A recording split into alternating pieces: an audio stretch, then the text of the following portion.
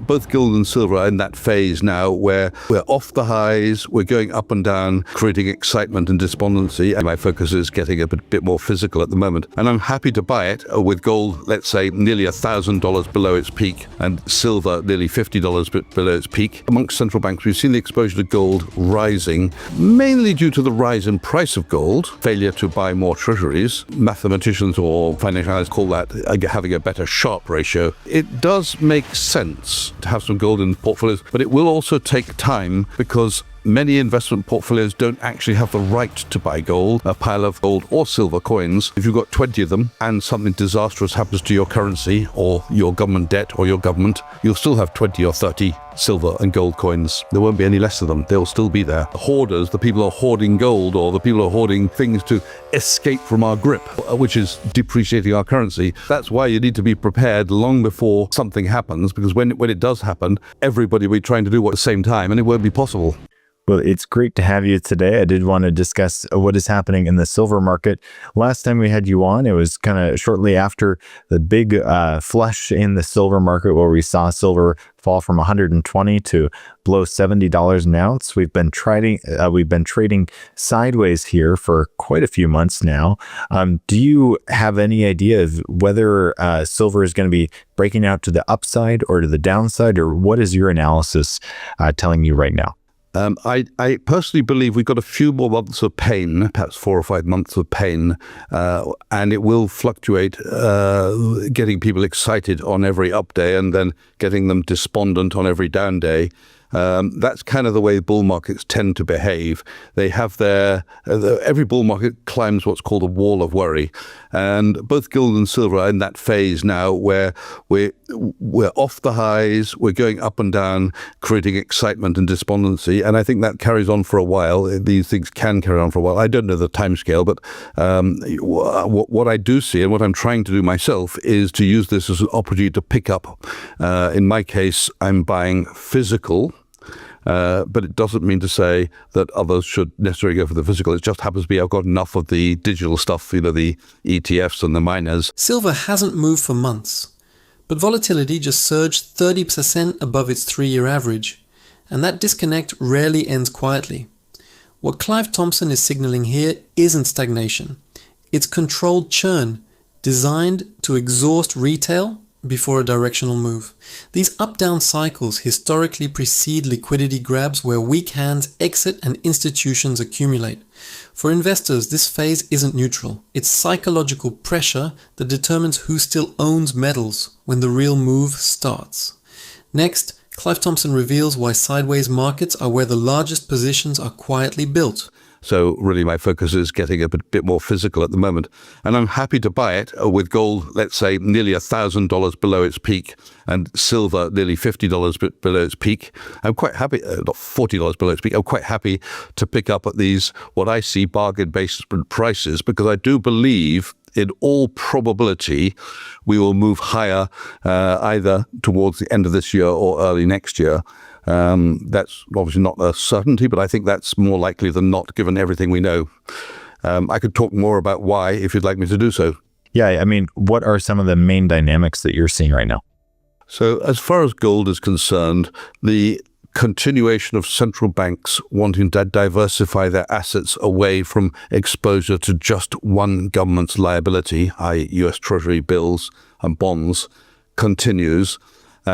We've seen amongst central banks, we've seen the exposure to gold rising, mainly due to the rise in price of gold and failure to buy more treasuries, but also to some extent with central banks buying huge amounts of gold over the last 3 years. But obviously it's been spotty because it's not every central bank. It's been the central banks which perhaps one could say don't necessarily see themselves as the best friend of the United States. Not necessarily enemies, but they're just thinking, who knows, with dollar weaponization, we probably need to have a little bit more of something we can spend.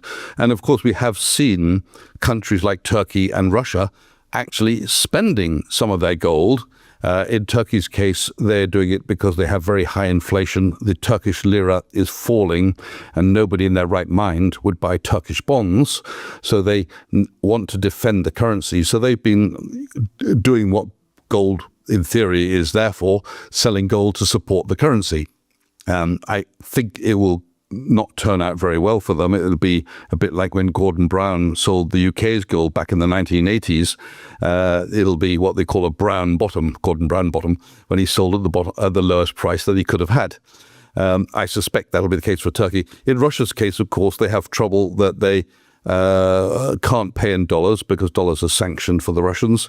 Nobody wants to take the rubles, so paying in gold has become an option. So there's been a little bit of selling going on for those kinds of reasons, but I think that will be overwhelmed by ongoing buying by other central banks. Meanwhile, we've got the world at large, the investing world, saying everything's great in the equity market, but there's a growing feeling that things are getting a little bit pricey and maybe we need something which is a little bit less volatile in our portfolios. And it's mathematically proven that had you held gold in your portfolio over the last decade, it would have reduced your volatility and it would have improved your returns. Central banks added over 1,000 tons of gold in the last 12 months while publicly praising fiat stability. That contradiction is not accidental. According to Clive Thompson, this quiet shift away from treasuries isn't diversification. It's risk hedging against dollar weaponization and sovereign instability. Meanwhile, forced selling from countries like Turkey masks the larger accumulation trend underneath. For investors, this creates a distorted price signal where dips look weak but are structurally supported by institutional demand. Next, Clive Thompson exposes why central bank gold buying doesn't show up where most investors are looking. Mathematicians or financial analysts call that having a better Sharpe ratio. So it does make sense to have some gold in portfolios, but it will also take time because many investment portfolios don't actually have the right to buy gold. Many portfolios the mandate is equities only, or 60-40, or those sort of things, or the mandate signed by the customer never mentioned commodities or gold. So it will take time for the legal departments, the compliance departments, the risk departments of all these financial institutions to get the paperwork in order, the custodian department, the management, the chief investment officer. There's a lot of departments going to have to be involved to do what they want to do anyway, and then they'll only do it quite sensibly. They'll only do it very gradually. So whilst when I came to Switzerland 40 odd years ago, it was traditional to have 5% gold in every portfolio. I think that, I'm guessing we're probably at less than 1% at the moment on average globally. And I would think that might go up to 1.5%, 2%, but that would be a significant increase from where we are. And if that does happen, it's going to be very supportive of the gold price. Meanwhile, those who are in the know realize that the financial system we're in is actually unsustainable. We just can't put a timescale on it. And they'd like to have something which will get them to the other side of whatever comes. And gold will still be there. This shift from under 1% to even 2% gold allocation sounds small. But historically, that transition phase has triggered multi-year price expansions. What Clive Thompson highlights here is a slow institutional bottleneck, not a lack of demand, where compliance delays mask a structural reallocation already in motion. These flows don't arrive suddenly, they build quietly, then hit markets in waves once mandates change. For portfolios, this means early positioning matters far more than timing the breakout. Next, Clive Thompson reveals when institutional constraints suddenly flip into aggressive buying pressure. If you have a pile of gold or silver coins, if you've got 20 of them and something disastrous happens to your currency or your government debt or your government, you'll still have 20 or 30 silver and gold coins. There won't be any less of them. They'll still be there. You mentioned a lot of economic issues that are bound to push gold and silver higher here. Did you want to dive into that? I know global debt has been continuing to rise. We also had, if you caught it, Hank Paulson coming out saying, we need a contingency plan for if there's less demand for U.S. Treasuries in the future. But it seems like there's a major debt issue, not just in the U.S., but also around the world. Government debts are, they have been and continue to be unsustainable at the levels they are. The real problem is an acceleration of the interest expense compared to the taxes being collected. And around the world, the interest expense is rising rapidly, mainly because we have trillions of dollars of old debt which was taken out after the global financial crisis at a time when interest rates in USA were 0.25% at the short end and in Europe negative. That debt was taken out when yields were very, very low compared with today. And as it matures over the next few years, it's going to be rolled over at higher interest rates, assuming that yields stay where they are. So we've got that happening. But on top of that, we've got the debt expanding at a faster pace than the economy is growing. If interest costs keep rising at this pace for another 12 months, sovereign debt servicing starts crowding out entire national budgets. Clive Thompson's analysis points to a critical inflection, where refinancing low-rate debt into high-rate environments accelerates fiscal stress globally. This isn't theoretical, it directly pressures currencies, forcing either inflation or financial repression as policy responses. For investors holding cash or bonds, this is where real purchasing power erosion begins quietly, long before headlines acknowledge it. Next, Clive Thompson reveals the exact trigger point where debt markets lose buyer confidence entirely. So it's not only paying a higher interest rate on the maturing debt and on the interest on that maturing debt, but it's also paying higher interest on new debt, additional debt, which needs to be taken out to finance the annual deficits, which are at the end of the day, we have government debt growing faster than the economy. And we all know that that's not something which can continue ad infinitum, but we do not know what could cause it to come cascading down, a panic where suddenly everybody unanimously says, I'm not going to take it. Governments do have options open to them. If things get very rough, they can force you to invest in government debt. That's been done before in some South American countries where they basically said everybody with a bank balance is now lending it to the government at 2% or whatever the interest rate is. It does mean that by the time you get it back, it won't buy you as much, or maybe a lot less than what it was when you unwillingly were forced to lend it to the government. But that's one of the scenarios. But there's plenty of other scenarios. But none of the scenarios are particularly good for those who hold government debt or large cash balances. In all cases, the money is debased or worse, effectively replaced by something new. So, if we talk about one scenario, we might end up in a situation where we suddenly wake up one day and find that the central bank digital currencies that we've been using day to day. Governments claim debt is manageable, yet interest expenses are rising faster than tax revenues across major economies. That contradiction breaks the entire narrative. Clive Thompson's analysis points to a structural trap where refinancing costs compound faster than growth, forcing policymakers into coercive measures disguised as stability. Historically, forced lending and financial repression only appear when voluntary demand collapses first. For investors holding cash or sovereign bonds, this is where safe assets quietly become controlled liabilities with declining real value. Next, Clive Thompson unravels how policy tools shift from optional to mandatory under systemic stress. Treating as on a one-to-one basis with the money in our bank. We can go backwards and forwards from our bank one-to-one, and we have no choice but to use the CBDC because the law requires it due to money laundering, due to tax evasion, due to terrorism and all that.